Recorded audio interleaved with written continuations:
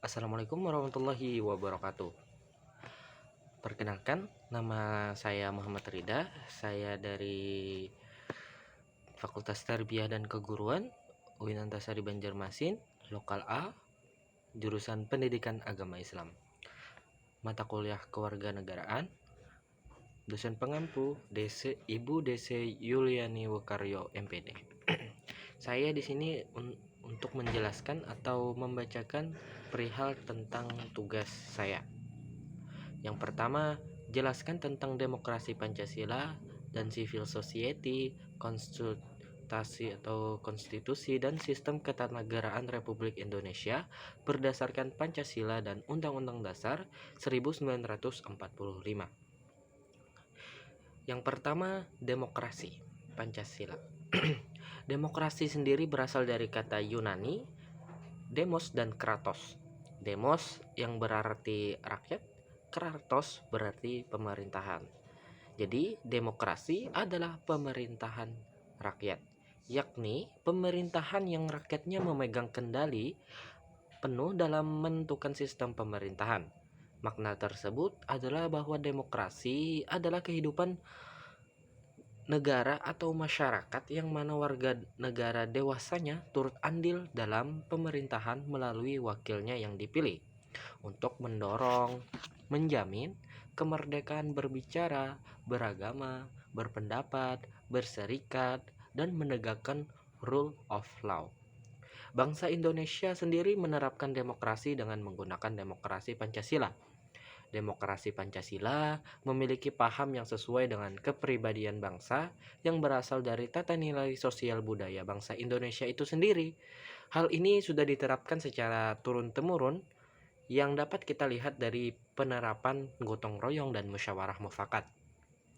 Rumusan demokrasi Pancasila sendiri tercantum dalam sila keempat Pancasila yang berbunyi kerakyatan yang dipimpin oleh hikmat kebijaksanaan dalam permusyawaratan perwakilan.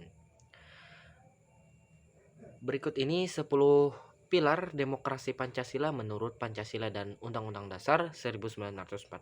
Yang pertama, demokrasi yang berketuhanan yang Maha Esa.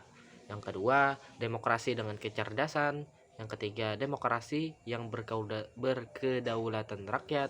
Yang keempat, demokrasi dengan rule of law. Yang kelima, demokrasi dengan pemisahan kekuasaan negara.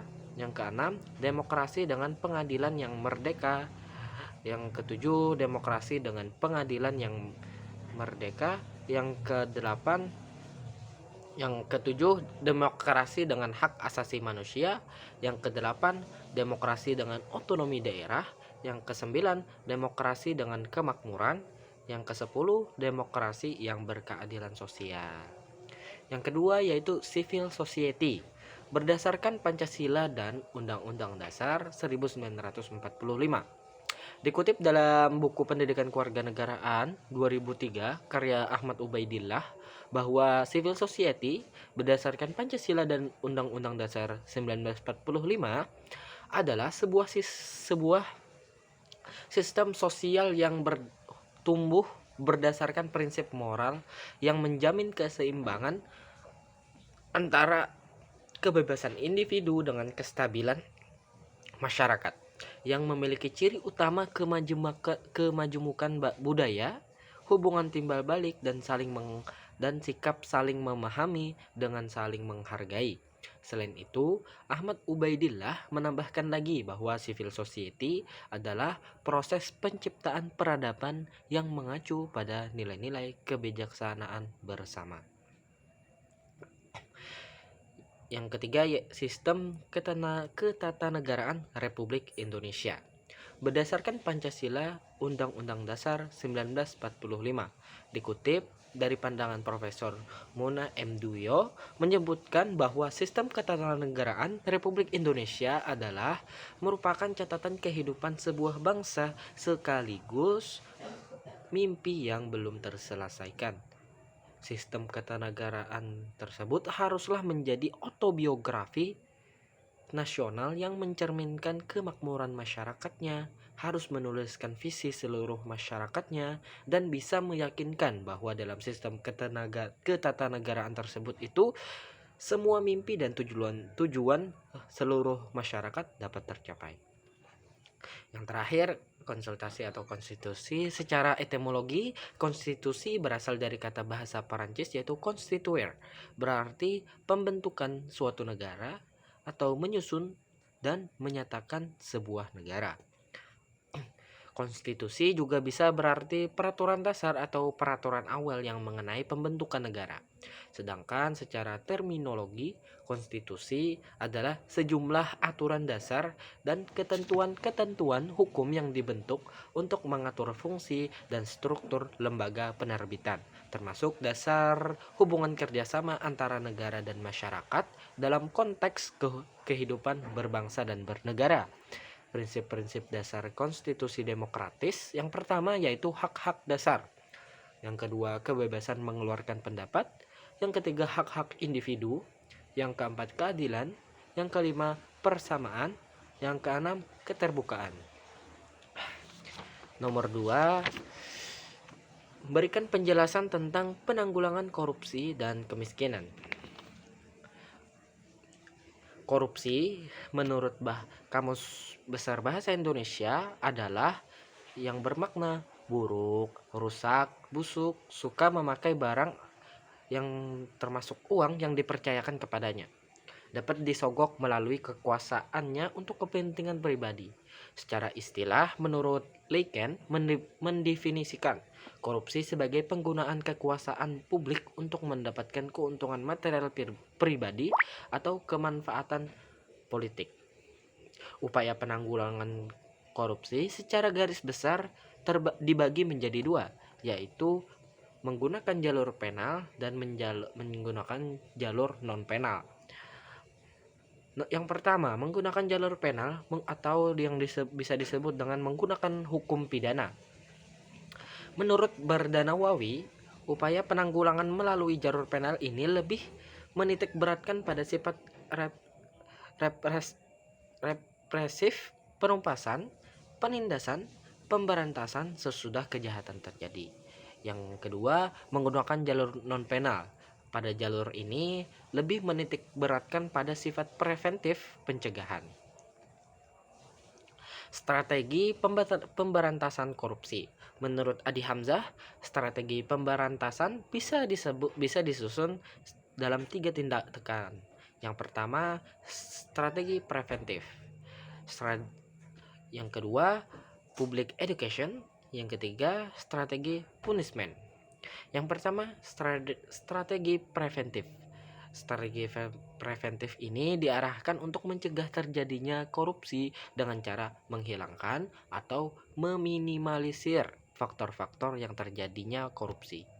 Yang kedua, public education atau pendidikan anti korupsi untuk rakyat perlu dikembangkan untuk mengkokohkan mental anti korupsi. Pendidikan anti korupsi ini bisa dilakukan dengan berbagai cara. Salah satunya adalah pendekatan kepada masyarakat, seperti pendekatan agama, budaya, sosial, ekonomi, etika, dan sebagainya. Public education ini bisa dilihat secara garis besarnya ada dua, yaitu pendidikan anti korupsi untuk aparatur pemerintahan dan calon aparat pemerintahan. Yang kedua, public education ini public education anti korupsi bagi masyarakat luas melalui lembaga-lembaga keagamaan. Yang strategi ketiga yaitu strategi punishment, adalah tindakan memberikan hukuman terhadap pelaku tindak pidana korupsi. Yang ketiga yaitu berikan 2 atau lebih contoh pemberantasan mafia hukum di Indonesia. Kita mengambil dari kasus Joko Chandra. Yang pertama, wujud nyata praktik mafia hukum. Skandal pelarian terpidana perkara pengalihan hak tagih atau Kesi Bank Bali dinilai sebagai wujud nyata praktik mafia hukum. Skandal tersebut menunjukkan betapa rapuhnya tata kelola dan sistem penegakan hukum di Indonesia. Diketahui, Joko Chandra yang telah buron sejak 2009 membuat geger beberapa waktu lalu dengan masuk ke Indonesia tanpa terdeteksi. Bahkan Joko sempat membuat KTP elektronik, mengajukan peninjauan kembali ke Pengadilan Negeri Jakarta Selatan, membuat paspor, dan keluar Indonesia lagi hingga dibekuk di Malaysia pada Kamis tanggal 30 bulan 7. Dalam skandal pelarian tersebut, Polri telah mencopot Brigjen Prasetyo Utomo dari jabatannya sebagai Kepala Biro Pengawasan PPNS Bareskrim serta menetapkannya sebagai tersangka lantaran memberikan surat jalan dan surat bebas COVID-19 yang membuat Joko bisa melenggang bebas dari Jakarta ke Pontianak untuk kemudian masuk ke Malaysia. Polri juga mencopot Irjen Pol Napoleon Bonaparte dari jabatannya sebagai Kadif Hubinter Polri dan Brigjen Nugroho Slamet Wibowo dari jabatannya sebagai Sekretaris NBC Interpol. Polri atas hapusnya nama Joko Chandra dari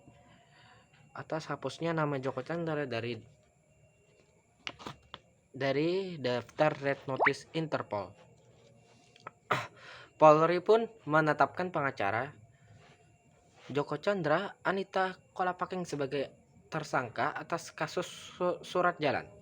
Mas Ahmad yang juga mantan anggota surat jalan. Tak hanya itu, Kejaksaan Agung mencopot Jaksa Pinangki Sinar Malasari dari jabatan strukturan dan menetapkannya sebagai tersangka atas dugaan menerima sekitar $500.000 atau sekitar 7 miliar rupiah dari Joko Chandra. Mas Ahmad yang juga mantan anggota Satgas Pemberantasan Mafia Hukum menyatakan kasus Joko Chandra merupakan kasus mafia hukum yang lebih kompleks dibandingkan kasus yang pernah ditangani Satgas Pemberantasan Mafia Hukum seperti kasus Gayus Tambunan. Hal ini lantaran kasus Joko Chandra diduga tak hanya melibatkan aparat penegak hukum, tapi juga kalangan politis. Yang kedua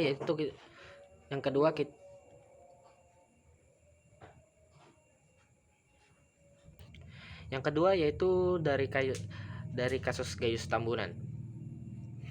Tim independen yang dibentuk Kepala Kepolisian Republik Indonesia telah mengantongi bukti-bukti untuk mengungkap keberadaan mafia hukum dalam penanganan kasus Gayus Tambunan. Semuanya adalah bukti penting dan strategis, kata Denny Indrayani, Sekretaris Satuan Tugas Pemberantasan Mafia Hukum. Denny mengungkapkan hal itu dalam kompres pers di Gedung Pusat.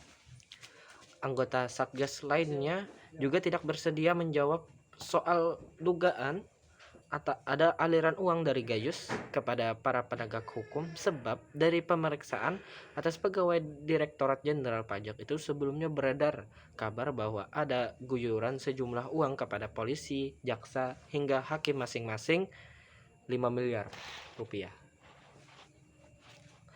Diduga gara-gara itulah Gayus terbebas dari hukuman. Total uang yang diduga sebagai hasil korupsi, penggelapan, serta berkaitan dengan pencucian uang itu sebanyak 28 miliar rupiah. Tentang keberadaan Gayus yang kini dideteksi telah kabur ke Singapura, anggota Satgas Mas Ahmad Santoso optimis bahwa polisi akan bisa segera menangkapnya. Selain itu, Mas Ahmad mengklarifikasi berita yang menyebutkan adanya 10 pejabat Direktorat Jenderal Pajak terlibat mafia. Dengan adanya fakta dan pengakuan itu, Satuan Tugas pun meyakin bahwa terungkapnya kasus Gayus Tambunan ini bisa menjadi pintu masuk bagi pembenahan sistem perpajakan dan penegakan hukum.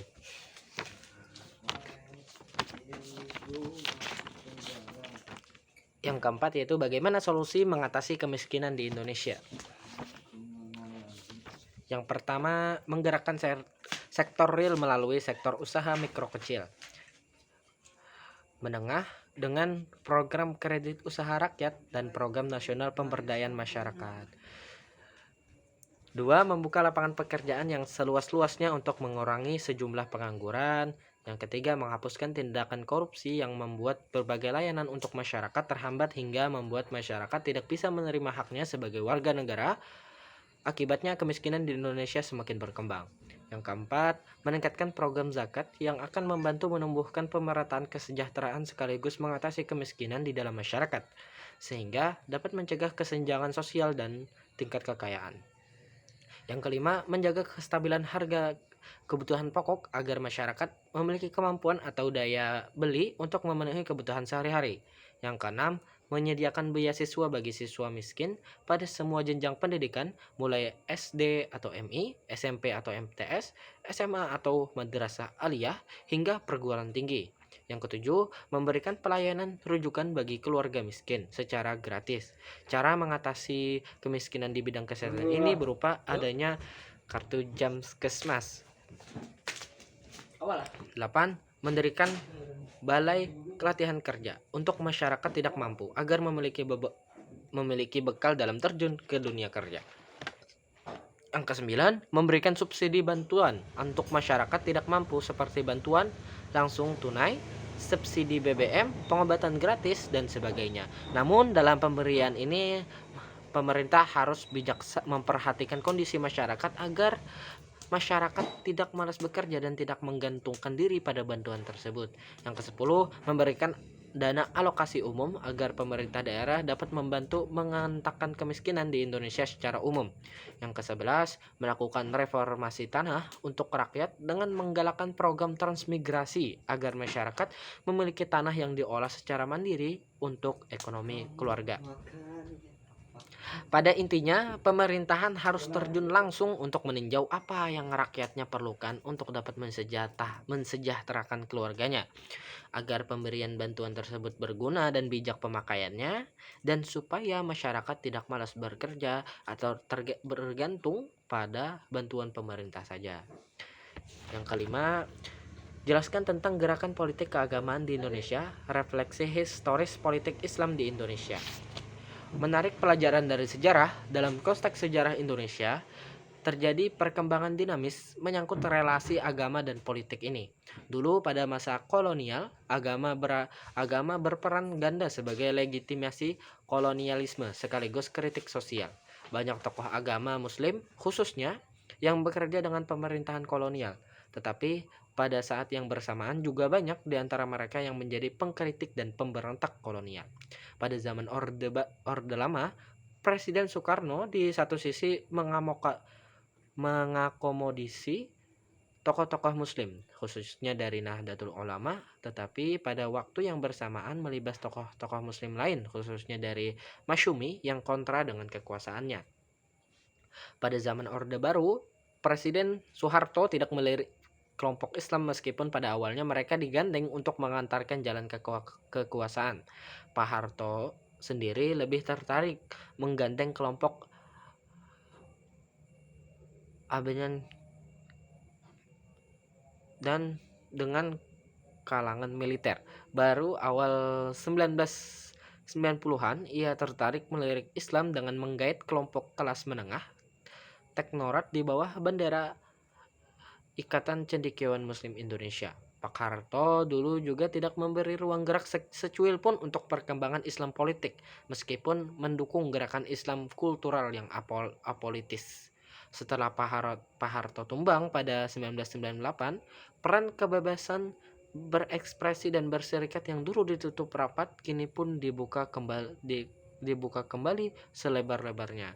Akibatnya, Indonesia seperti kemejiran kelompok-kelompok Islam ekstrim dan konservatif. Terima kasih. Wassalamualaikum warahmatullahi wabarakatuh.